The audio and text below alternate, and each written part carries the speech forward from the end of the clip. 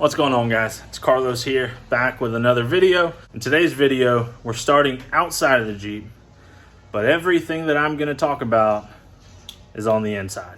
Let's get to it.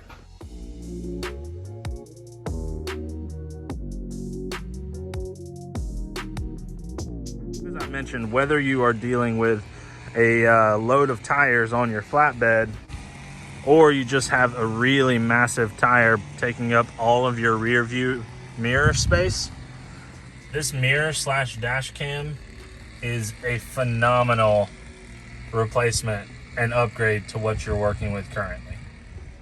It's going to come with its own camera that you can attach anywhere on the Jeep, and that camera will plug directly into the back of the screen, and all you've got to do is run those wires up here and it'll plug right in. And as you can see, the fiance's Jeep that just got the 37s put on today is parked right behind me. Obviously, if I want to, I can turn the screen off and just have my regular mirror, or I can flip it around. Now I have the front facing camera, and a keen eye will notice that I've got the truck bed in there waiting to be modified to go on the Jeep. So this thing has a ton of other features. Obviously, it's got the front facing camera on here. You have the rear camera on the back, and it can tell you the time and date. None of that's right.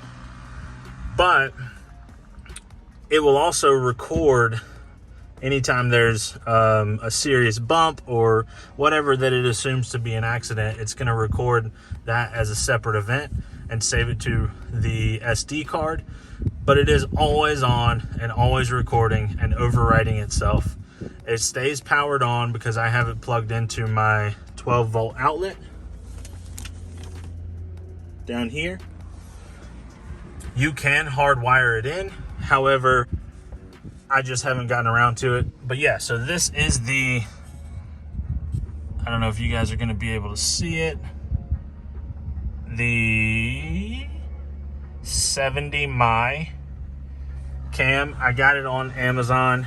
It was like $69 or something like that, and 100% the most bang for your buck of any interior mod that I have done. So the camera absolutely is worth it, every single penny, as I can have a clear view of what's behind me, even if I don't have a clear view of what's behind me. The number 2 best bang for your buck mod that I've done to the interior of the Jeep is these PRP seat covers. These covers, as you can see, are gray suede, orange stitching, and the black ostrich leather. They fit perfectly. And it was actually kind of a struggle getting them on there because they fit so well. These seat covers, we have them in here.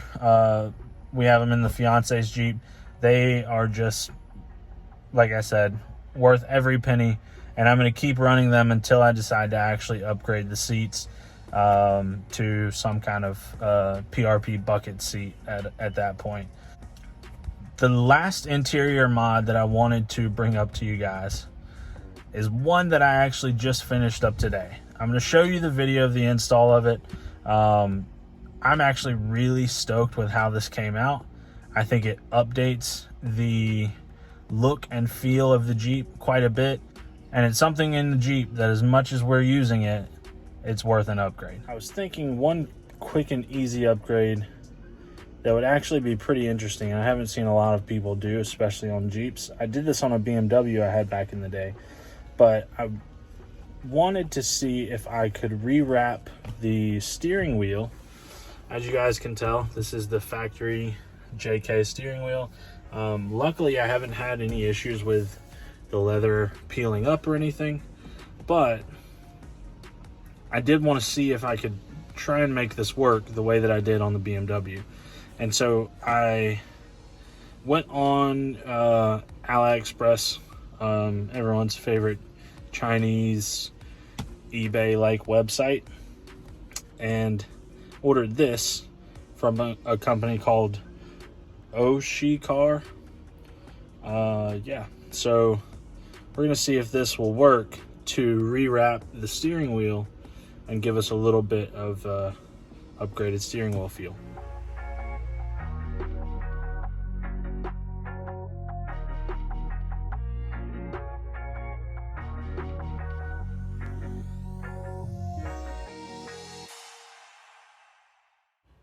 So this part was super fun to do. I basically had to stretch this sleeve of leather around this current steering wheel, and took a little bit of time. I actually had to do it twice because I did it off center the first time.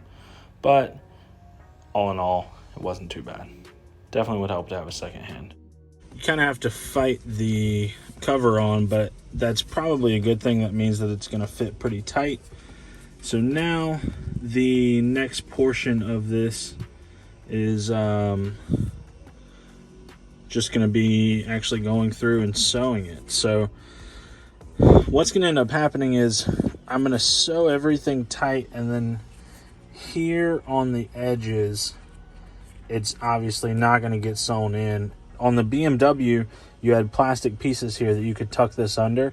On the Jeep, you don't. So I'm a little worried about how that's going to look, but overall, I mean, it's kind of a cool upgrade, or a cool look so far. So I'm going to fast forward through the sewing part. More than likely it is, I'll show you guys how it is that I'm doing it. I believe it's basically just going to be crossing between these two rows.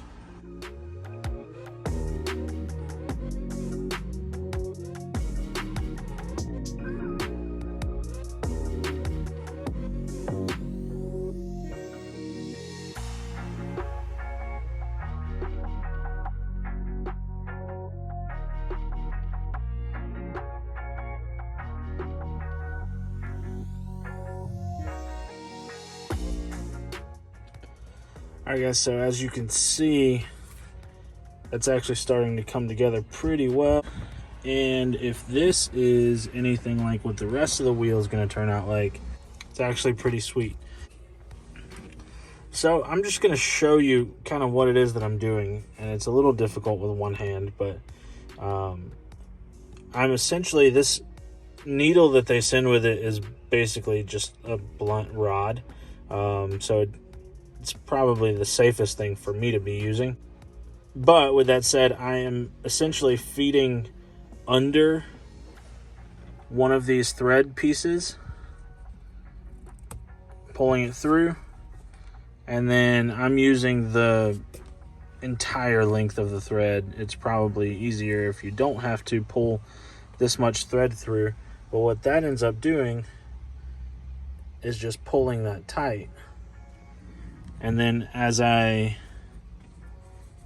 come over here onto the other side, I'm doing the same thing, pushing underneath, grabbing that thread, and then pulling it through. And then everything before that just kind of gets cinched up a little bit as well.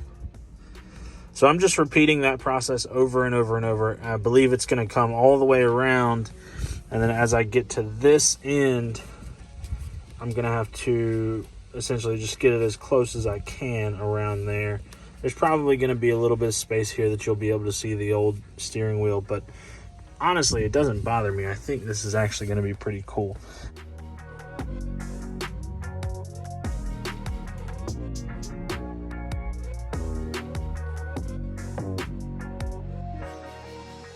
Pro tip, don't let your thread get knotted, because unknotting your thread is really annoying.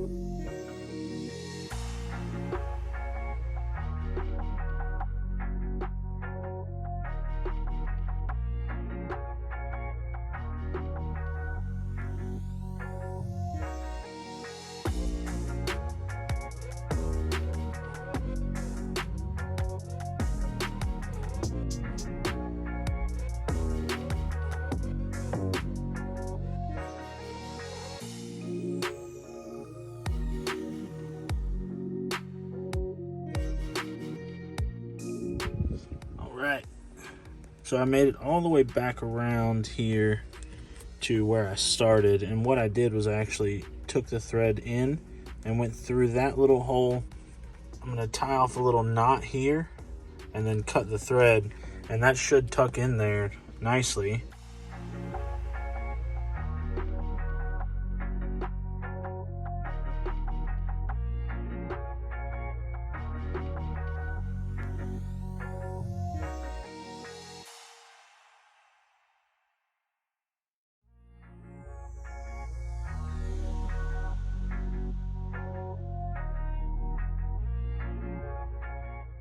So there you have it.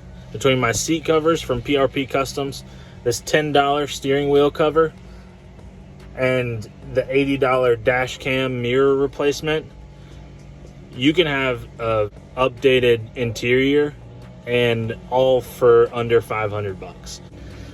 All that aside, thank you guys for watching. I appreciate you joining in on this video. This is kind of my interior mods and just cool stuff that you should do to your Jeep video. I know I told you guys the next video was going to be based on the new truck bed that's going on the Jeep.